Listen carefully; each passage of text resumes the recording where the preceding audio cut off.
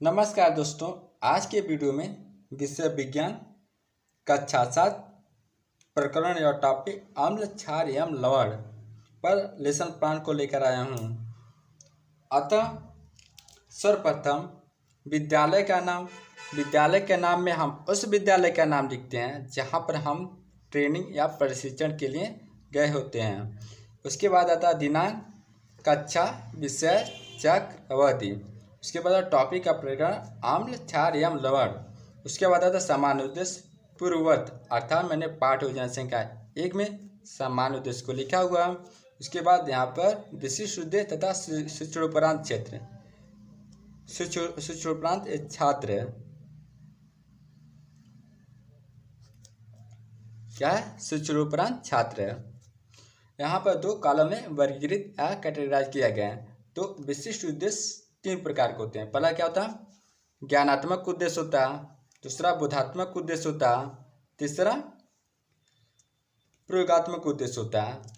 तथा विशिष्ट उद्देश्य में फर्स्ट पॉइंट ज्ञानात्मक उद्देश्य में विद्यार्थी अम्ल क्षार एवं लवण को परिभाषित कर सकेंगे। विद्यार्थी अम्ल क्षार एवं लवण का पहचान कर सकेंगे। उसके बाद आता है विशिष्ट उद्देश्य में सेकेंड पॉइंट बोधात्मक उद्देश्य। बोधात्मक उद्देश्य में विद्यार्थी अम्ल क्षार एवं लवण का उदाहरण दे सकेंगे। उसके बाद विद्यार्थी अम्ल क्षार एवं लवण का वर्गीकरण कर सकेंगे। उसके बाद होता है विशिष्ट उद्देश्य में थर्ड पॉइंट प्रयोगात्मक उद्देश्य। प्रयोगात्मक उद्देश्य साइकोमोटर भी बोलते हैं। इसमें विद्यार्थी दैनिक जीवन में अम्ल क्षार एवं लवण का उपयोग कर सकेंगे। इसके बाद आता है शिक्षण विधि। शिक्षण विधि में प्रश्नोत्तर विधि तथा स्पष्टीकरण विधि को देखेंगे। इसके बाद सहायक सामग्री। सहायक सामग्री में रेखाचित्र, मॉडल तथा अन्य कक्षापयोगी शिक्षण सहायक सामग्री।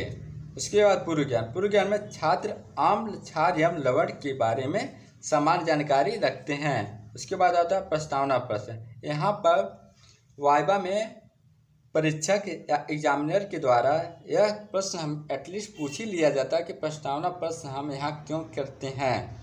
तो हम रिस्पांस देंगे प्रथम पूर्व ज्ञान का पता लगाने में। इसका मतलब हुआ छात्रों में पूर्व ज्ञान का पता चल जाता है। उसके बाद सेकंड नंबर पर आता है सरल तरीके से प्रकरण निकालने के लिए। उसके बाद थर्ड नंबर पर पाठ्य वस्तु या कंटेंट में छात्रों की रुचि जागृत करने के लिए। उसके बाद आता है फोर्थ नंबर पर पूर्व ज्ञान को नए ज्ञान से संबंध को स्थापित करने के लिए। यहाँ पर हम प्रस्तावना प्रश्न का प्रयोग करते हैं या यूज करते हैं। उसके बाद प्रस्तावना प्रश्न में क्रम संख्या, छात्रता प्रक्रिया तथा छात्र क्रिया होती हैं तथा क्रम संख्या फर्स्ट में छात्राध्यापक क्रिया में छात्राध्यापक बच्चों से प्रश्न करेंगे आम सेव क्या है। छात्र क्रिया छात्र रिस्पांस देंगे, उत्तर देंगे क्या है, फल है। उसके बाद सेकेंड स्टेज में छात्राध्यापक क्रिया में छात्राध्यापक बच्चों से प्रश्न करेंगे कुछ और फलों के नाम बताओ। छात्र क्रिया में छात्र रिस्पांस देंगे अनार, अमरूद, संतरा, अनानास आदि। उसके बाद थर्ड पॉइंट पे छात्राध्यापक क्रिया में छात्राध्यापक बच्चों से प्रश्न करेंगे संतरा का स्वाद कैसा होता है। छात्र क्रिया में छात्र रिस्पांस देंगे खट्टा होता है। उसके बाद फोर्थ नंबर पे छात्राध्यापक क्रिया में छात्राध्यापक बच्चों से प्रश्न करेंगे खट्टापन क्यों होता है। उसके बाद यहाँ पर हमारा समस्यात्मक प्रश्न निकल आता है। उसके बाद आता है उद्देश्य कथन। उद्देश्य कथन में बच्चों आज हम लोग अम्ल क्षार एवं लवण के बारे में विस्तार से अध्ययन करेंगे। उसके बाद आता है प्रस्तुतिकरण। प्रस्तुतिकरण में शिक्षण बिंदु, छात्राध्यापक क्रिया, छात्र क्रिया तथा श्यामपट्ट कार्य को देखेंगे तथा शिक्षण बिंदु में परिभाषा। छात्राध्यापक क्रिया में छात्राध्यापक बच्चों से प्रश्न करेंगे अम्ल क्या होते हैं। छात्र क्रिया में छात्र ध्यानपूर्वक छात्राध्यापक के बातों, शब्दों या वाणी या कथनों को सुनते हैं। उसके बाद छात्राध्यापक क्रिया में छात्राध्यापक इस पर स्पष्टीकरण करेंगे अम्ल वे पदार्थ होते हैं जो स्वाद में खट्टे होते हैं तथा आर्हेनियस के अनुसार अम्ल वे यौगिक हैं जो जल में घुलकर एच आयन देते हैं। उसके बाद लेविस के अनुसार अम्ल क्या होता है, इन्होंने कहा है कि अम्ल इलेक्ट्रॉन को ग्रहण करता है। अम्ल क्या होता करता है? इलेक्ट्रॉन को ग्रहण करता है। इसके बाद आता है यह नीले लिटमस पेपर को लाल कर देता है। इसका पीएच मान 7.0 से कम होता है। उदाहरण के लिए पदार्थ अम्ल, नींबू पदार्थ में साइट्रिक अम्ल होती है। उसके बाद संतरे में साइट्रिक अम्ल होती है, नारंगी में साइट्रिक अम्ल होती है, सिरका में एसिटिक अम्ल होती है, दही में लैक्टिक अम्ल होती है, इमली में टार्टेरिक अम्ल होती है। इसके बाद सांपटकार में अम्ल तथा उसके बारे में परिभाषित किया गया है। अब इसके बाद शिक्षण बिंदु में क्षार और उदाहरण। यहाँ पर छात्राध्यापक क्रिया में छात्राध्यापक बच्चों से प्रश्न करेंगे क्षार क्या होते हैं। छात्र क्रिया में छात्राध्यापक के बातों, शब्दों या कथनों को ध्यानपूर्वक सुनते हैं तथा छात्राध्यापक क्रिया में छात्राध्यापक स्पष्टीकरण करेंगे ऐसे पदार्थ हैं जो स्पर्श करने पर साबुन जैसे लगते हैं, भस्म, क्षारक, क्षार या विष कहलाते हैं। जो भस्म या क्षारक जल में अत्यधिक घुलनशील हुए वे क्षार एल्कली कहलाते हैं। उदाहरण के लिए जैसे NaOH, KOH, चूने का पानी, NH4OH आदि सभी क्षार भस्म हैं, परंतु सभी भस्म क्षार नहीं होते हैं। तथा यहाँ सांपट वर्ग में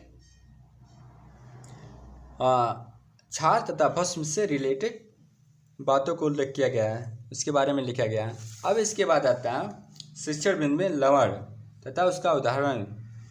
और छात्राध्यापक क्रिया में छात्राध्यापक बच्चों से प्रश्न करेंगे लवण क्या होते हैं तथा छात्र क्रिया में छात्र ध्यानपूर्वक छात्राध्यापक के बातों, शब्दों या कथनों को सुनते हैं तथा छात्राध्यापक क्रिया में छात्राध्यापक स्पष्टीकरण करेंगे अम्ल एवं क्षार की प्रतिक्रिया के फलस्वरूप बने पदार्थ को लवण कहा जाता है। जैसे HCl व NaOH मिलाने पर NaCl बनता है, NaCl व NaOH इसको रासायनिक क्रिया करने पर NaCl सोडियम क्लोराइड लवण और H2O जल में परिवर्तित हो जाता है तथा जल में विभाजित हो जाता है।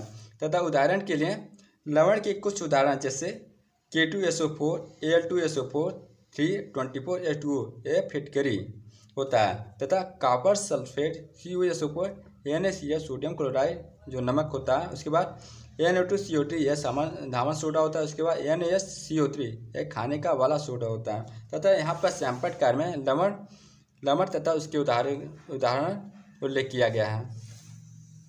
अब इसके बाद छात्राध्यापक क्रिया में छात्राध्यापक अम्ल के बारे में बताते हुए कहते हैं कि नीले लिटमस को रासायनिक अभिक्रियाकरण में लाल लिटमस में बदलता है, जैसे जिसका पीएच वैल्यू 7.0 से कम होता है तथा पीएच वैल्यू 0-6.9 तक होती है। उदाहरण के लिए एसिटिक एसिड CH3COOH, उसके बाद सल्फ्यूरिक एसिड H2SO4। उसके बाद होता है क्षार में लाल लिटमस को नीले लिटमस में बदलता है जिसका पीएच वैल्यू 7.0 से ज़्यादा होती है तथा पीएच मान इसका 7.1 से 14.0 तक लगभग होती है। तथा उदाहरण के लिए NaOH तथा COOH2 बुझा हुआ चूना जो होता है इसका उदाहरण है। उसके बाद लवण जो होता है अम्ल तथा क्षार को रासायनिक करने पर तो लवण तथा जल मिलता है, जैसे HCl + NaOH बराबर NaCl। उसके बाद हाइड्रोक्लोरिक अम्ल उसके बाद sodium hydroxide plus H2O plus उष्मा। उसके बाद उदाहरण के लिए copper CuSO, copper sulphate NaCl sodium chloride. इसका पीएच स्केल होता है 0 से 7 तक अम्ल तथा 7 से 14 तक क्षार होती है। तथा यहाँ पर सांपटकार अम्ल, क्षार तथा लवण का पीएच मान तथा इसके वैल्यू प्रदर्शित किया गया है। अब आता है मूल्यांकन प्रश्न में अम्ल क्या होता है, सेकंड लवण क्या होता है। सांपट सारांश के प्रश्न में पहला अम्ल का पीएच मान बताओ, सेकंड क्षार का पीएच मान बताओ। उसके बाद निरीक्षण कार्य में जब छात्र सांपटकार कॉपी में उतार रहे होते हैं तो छात्राध्यापक कक्षा में घूम घूम कर कॉपी का निरीक्षण करेंगे या कार्यों का निरीक्षण करेंगे तथा छात्र के व्यक्तिगत समस्याओं या दोषों को दूर करेंगे। उसके बाद पुनरावृत्ति के प्रश्न आता है। पुनरावृत्ति के प्रश्न में प्रथम क्षार क्या होता है, उसके बाद लवण का उदाहरण दो। उसके बाद आता है गृह कार्य। गृह कार्य में पहला लिटमस पेपर पर अम्ल एवं क्षार का प्रभाव को बताइए। उसके बाद NaCl, NaOH, CH3, COOH, HCl, CO, H2SO4 में अम्ल क्षार एवं लवण को बताओ। उसके बाद आता है हस्ताक्षर छात्राध्यापक का, हस्ताक्षर पर्यवेक्षक का। अगर यह वीडियो अच्छा लगा हो तो लाइक एंड शेयर जरूर कीजिएगा। Thank you and take care. जय हिंद, जय भारत, वंदे मातरम।